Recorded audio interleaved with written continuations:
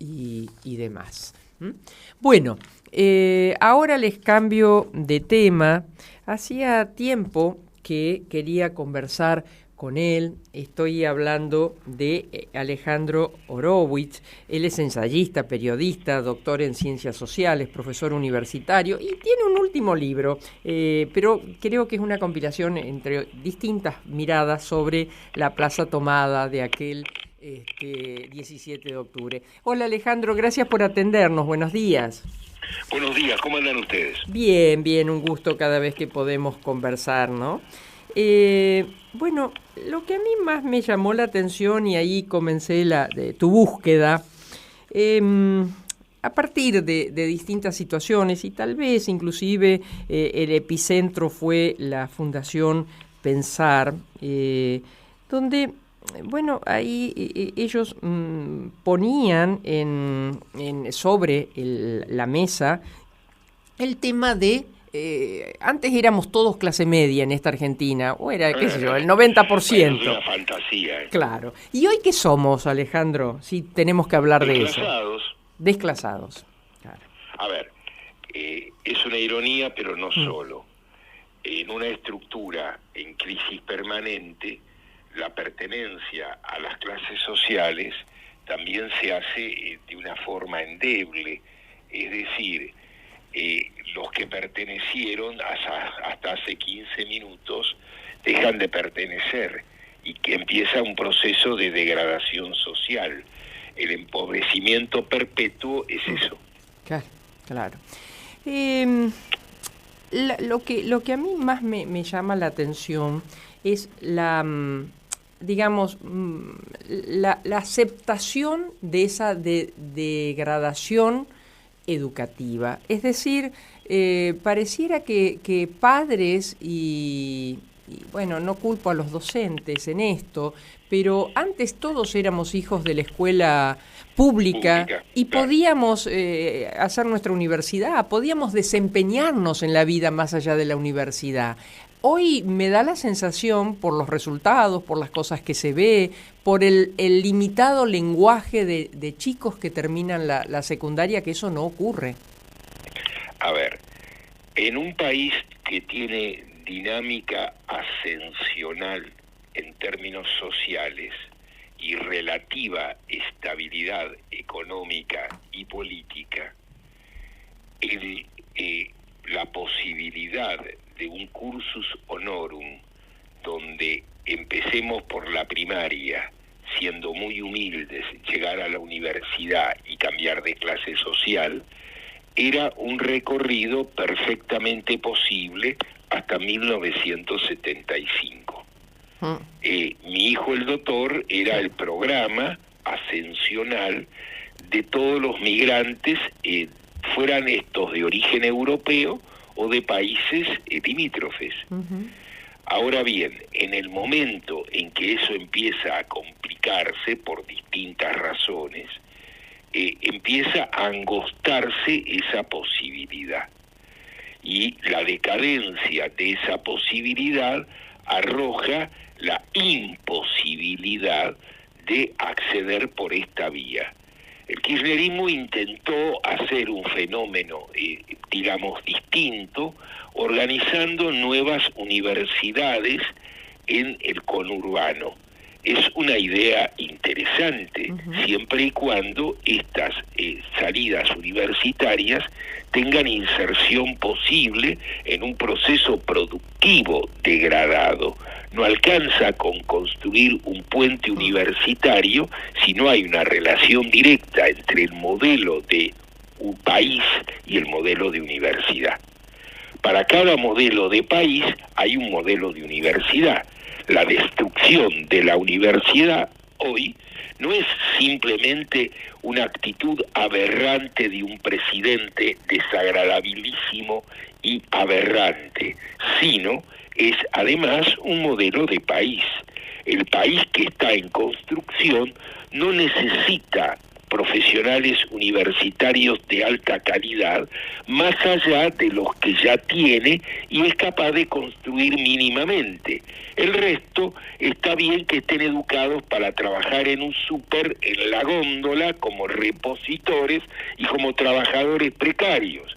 La precarización permanente del trabajo, lo que se llama la reforma laboral, no es otra cosa que la degradación de un orden que en su momento implicó trabajadores bien pagos, aguinaldo, vacaciones, la posibilidad de acceder a la casa propia y a una educación ascensional. Todo esto está bloqueado. Pero el problema, entiendo, ¿no? Pero te lo quiero consultar. Yo entiendo que el problema está en que el modelo Milei se contrapone a hoy casi con la nada. No hay un modelo de la oposición. Pero es que no es el modelo Milei. Milei es el modelo de una práctica que Milei no hace más que visibilizar y cambiar de signo. Lo que antes era visto como una degradación y por tanto un rechazo, hoy ha sido naturalizado como aquello que es la nueva igualdad. Si el fondo del pozo es la nueva igualdad, Milei expresa esto. Pero enfrente no hay nada. Es que enfrente, ¿por qué va a haber algo si está claro que enfrente nos trajo a Milei, es decir, al fondo del pozo? Claro. Ahora, vos fíjate que ayer veía, o antes de ayer, un trabajo que hizo Gustavo Córdoba en su consultora, y me llamaba la atención, sobre los jóvenes, ¿no? Y me llamaba la atención que los jóvenes entre los 16 y 36, me parece, estoy hablando de memoria, más o menos ese era el esquema, el rango, ponderaban al presidente, pero a su vez ponderaban una educación y una salud pública y gratuita. Digo, qué confusión. No hay confusión. Hay que entender qué mide una encuesta y entender que lo que mide una encuesta no es lo mismo que lo que se vota. A ver, si a uno le preguntan por su deseo, responde de un modo. Si uno responde por su posibilidad, ya no es su deseo. Claro. Y confundir una cosa con la otra es un error grave. ¿Y hacia dónde crees que vamos? Hacia dónde vamos está bastante claro. Esto es a donde vamos. No vamos a ningún otro lugar. Y nadie lo ignora. Pero ¿no crees que pueda aparecer un emergente distinto como ocurrió en Nueva York, por ejemplo, con los demócratas? Primero conviene recordar que Nueva York es una de las ciudades más ricas del mundo. Sí, claro. Segundo, conviene recordar que Nueva York es una de las ciudades más cultas del mundo. Tercero, conviene recordar que Nueva York no es una ciudad envejecida. Cuarto, conviene recordar que Nueva York es una ciudad llena de extranjeros altamente dinámicos y es uno de los centros de la cultura norteamericana y global. Nada de todo esto ya es verdad en Buenos Aires. Primero, Buenos Aires es una ciudad envejecida.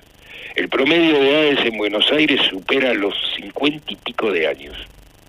Segundo, la cantidad de mayores de 60 años es muy grande. Tercero, la mayor parte de ese público es un público que vive de rentas. Por eso vive bien, y el resto vive muy mal y se tuvo que ir de la ciudad gentrificada. ¿Qué pasó con las palabras que antes tenían significado? Se vaciaron. Si yo te cuento, con la democracia se educa, con la democracia se come, no se educa. Si yo te digo independencia económica, soberanía política y justicia social con 30% de pobres, está muy claro que con pobres no hay justicia social y que cuando no hay justicia social, entre otras cosas, es porque no hay independencia económica y muchísimo menos soberanía política, salvo que por soberanía política se entienda votar. Y si votar es toda la soberanía política, Milei es la soberanía política. ¿Y vos crees que habrá un costumbrismo de parte de cantidad de personas que cada vez la pasan peor? Primero, lo que hay empieza a quedar muy claro que no hay otro horizonte. Y cuando no hay otro horizonte, no hay modo de salir de allí. Entonces empiezan a aparecer las actividades alternativas. Vos fíjate, si vos tenés que trabajar en un Rappi o tenés que usar la misma bicicleta para repartir otras cosas que te permiten cobrar otro dinero, ¿qué haces? Bueno, lo que pasa que volvemos al principio, la degradación educativa conlleva la degradación de valores y demás, ¿no? Sí, a ver, es un modelo de degradación encadenada que arranca en 1975 con el Rodrigazo y construye una escalera hacia abajo continua.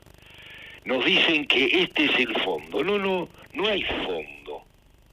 El fondo es el que somos capaces de construir como tal, y si no, sigue la caída. Viste que siempre se dijo, deben ser frases hechas, ¿no?, que los países en general no se suicidan, un término horrible, ¿no?, pero término al fin. Eso no es cierto. Te escucho. A ver, miremos un minuto la historia. Miremos, por ejemplo, Berlín, 1945. Hay una película extraordinaria sobre esa situación. Y hay una situación extraordinaria. Uno ve a un Hitler que está muy claro que su principio de realidad ya no existe. Está hablando de divisiones militares con las que no cuenta, posibilidades que no son tales, y todos saben que eso es así. Sin embargo, siguen obedeciendo, porque no tienen ningún otro mecanismo de comprensión posible. Todo lo demás viene de la catástrofe, ya no tienen fuerza interna. Pues bien, aquí la única fuerza que está operando en este momento es la lógica de la catástrofe. Esto no quiere decir que no es posible otra lógica, pero lo que yo no veo es el deseo de esa lógica. Claro. Es una realidad espantosa. Sin duda, la realidad suele ser bastante espantosa, pero digamos que esta es de las más espantosas que hemos visto. Por lo menos los que tenemos ya cierta edad y hemos visto ya no solo librescamente algunas cosas, y bueno, los que tienen más de 60 años y vieron el 75 y se acuerdan, bueno, tienen un manual muy extenso de cómo una catástrofe se prolonga y llega hasta acá. En el 75, esto no cayó del cielo, ¿sí? Eso te iba a preguntar. ¿En el 75 crees vos que fue el punto de inflexión en donde comienza todo esto? Sin duda. A ver, digamos por qué, para que esto no parezca un Horowitz opina. Hasta 1975 nunca el movimiento obrero la CGT había hecho un paro general contra un gobierno peronista. Es la primera vez que esto sucede. Y no es que la CGT de entonces era muy maravillosa y entonces paraba, no. El movimiento obrero ya había parado per se, de modo que si la CGT no paraba, no conducía ni la calecita, y por eso paró. Al mismo tiempo es muy claro que en ese punto se rompen las relaciones históricas entre el movimiento obrero y el peronismo. Los trabajadores hasta ese momento eran peronistas y votaban peronistas. Hace décadas que tal cosa no sucede. uno puede mirar al interior de muchos sindicatos y ver distintas corrientes político-sindicales, pero son corrientes sindicales, no políticas. ¿Esto qué quiere decir? Que a la hora de votar son ciudadanos que votan diferenciadamente. Lo podemos ver en el gremio de los docentes todo el tiempo en la provincia de Buenos Aires. La provincia de Buenos Aires tiene 500.000 de docentes. Pues bien, los docentes de la provincia de Buenos Aires pueden votar desde a Macri hasta Milei. Bueno, y ha ocurrido en muchos gremios eso, ¿no? Que sin ninguna, si no Milei cómo tendría los votos que tiene. Digamos, el resto es una trivialidad.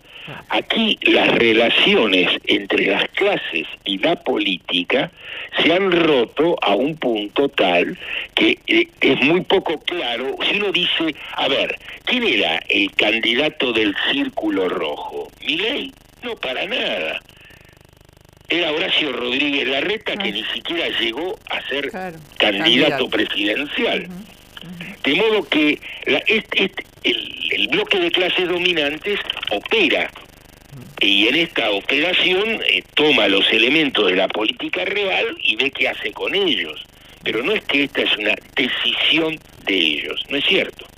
La última pregunta, Alejandro, estamos conversando con Alejandro Horowitz.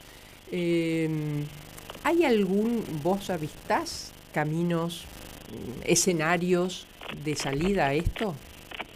Siempre. A ver, acá conviene entender que las salidas histórico-políticas son invenciones populares, no genialidades de 4 señores que se sientan en un tablero y las diseñan. Sí. Las estrategias políticas son invenciones colectivas, los movimientos populares son invenciones colectivas.